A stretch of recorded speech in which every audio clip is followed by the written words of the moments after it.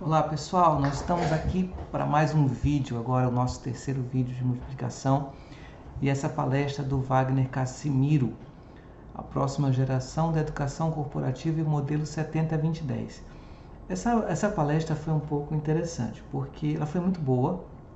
O Wagner Cassimiro é muito bem, ele fala bem pra caramba, mas assim, o modelo 70-20-10 ele não é um modelo novo, então parece que é uma grande inovação, mas não é.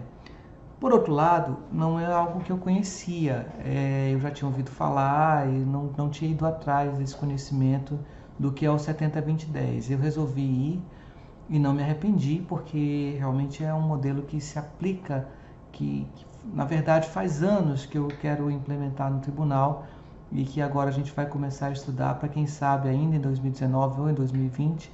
Nós temos um programa 70-20-10 bem colocado no nosso trabalho.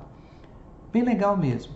Então, a gente vai entender o que é o 70-20-10, a gente vai falar um pouquinho sobre a próxima geração da educação corporativa, a gente vai falar um pouquinho sobre a nossa atual geração e é um pouquinho extenso que nós vamos discutir aqui. Então, vamos lá com calma, tá bom?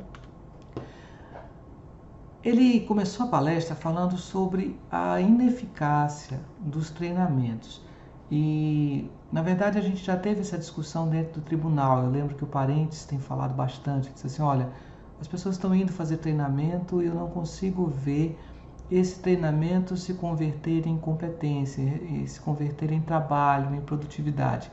E, de fato, se a pessoa que vai fazer um treinamento, ela não tem essa habilidade de transformar o que ela ouve, o que ela vê, o que ela lê em conhecimento, em atitude, em um comportamento diferenciado, o treinamento se perde muito rápido.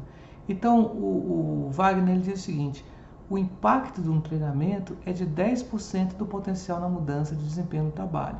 Não é só ele que fala, ele está citando autores que falam isso, né? O Lombardo diz o seguinte, cerca de 10% do desempenho das pessoas é desenvolvido por meio da aprendizagem estruturada, o treinamento oficial. As pessoas lembram por volta de 20% do conteúdo apenas um mês de treinamento. E eu não posso mentir, eu fui para o CBTD no final de novembro e quando eu vim preparar o multiplicativo teve muita coisa que eu já não lembrava mais. Eu fui recorrer às minhas anotações, eu anoto muito durante as palestras para poder fazer esse multiplicativo agora em janeiro. Então, realmente a gente perde muito do conhecimento que não está aplicado, que não está em desenvolvimento. E outra coisa muito grave, menos de 20% do treinamento é transferido para o trabalho.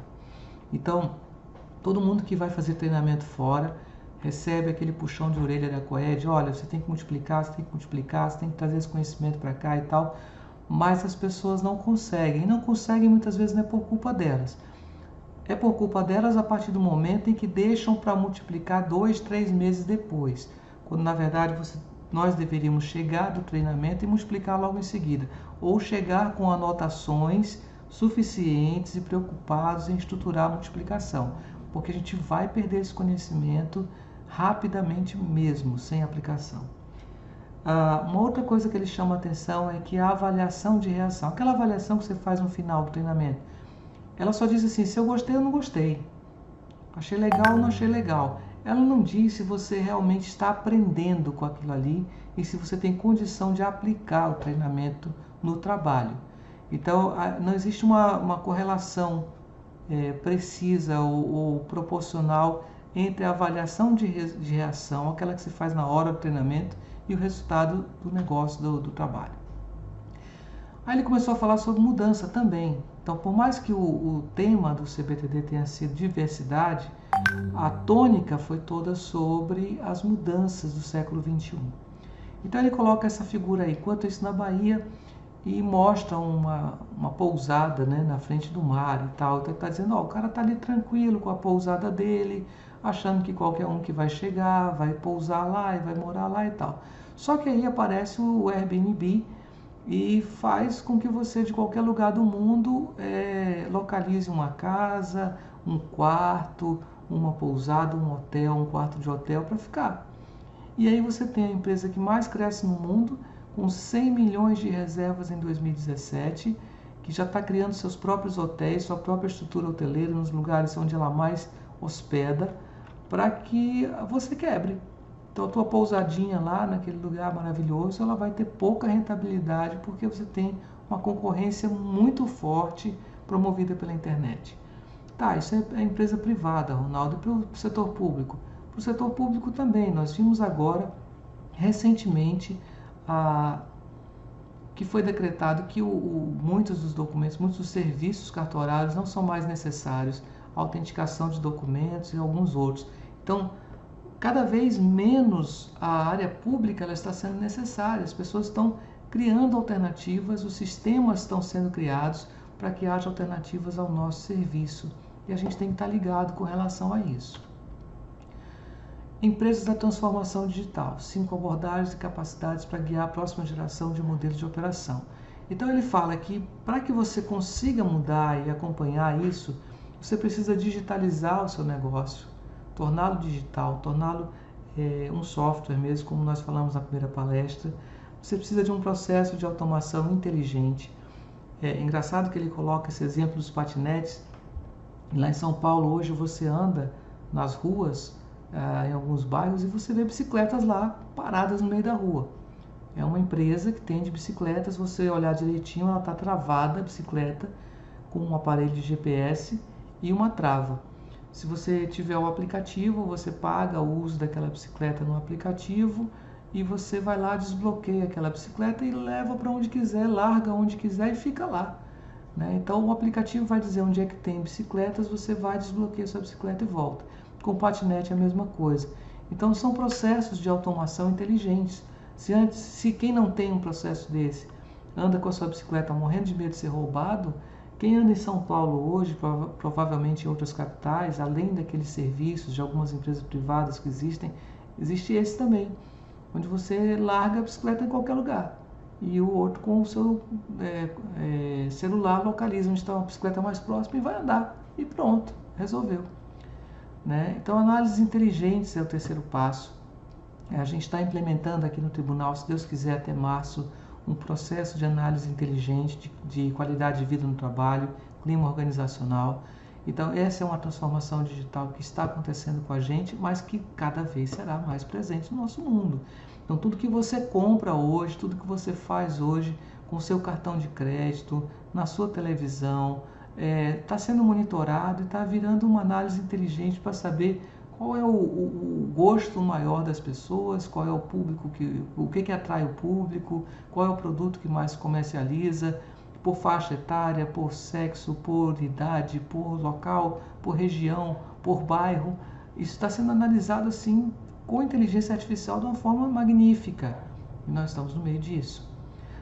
Os processos empresariais de terceirização, então cada vez mais você vai empregar menos pessoas. Isso já acontece, já tem essa nova lei que permite a terceirização do serviço público, e em todos os serviços a terceirização está sendo uma forma mais eficaz. Então, se o funcionário público, de maneira geral, é conhecido pela possibilidade de fazer nada, o setor privado não permite isso. Então, à medida que se busca a eficiência do serviço público, está se buscando terceirizar essa eficiência. Então, o servidor público, ele cada vez mais vai ser instigado a ser demitido se ele não produzir, se ele não tiver qualidade nas suas entregas. Então, o próximo passo é esse. À medida que a terceirização entrar, vai entrar também o processo de demissão de servidores ineficientes, desnecessários, desatualizados, e isso vai ser uma guerra. Então, ou se demite esse pessoal, ou se espera aposentadoria, ou se incentiva a demissão, mas os governos do mundo inteiro estão enxugando a máquina pública.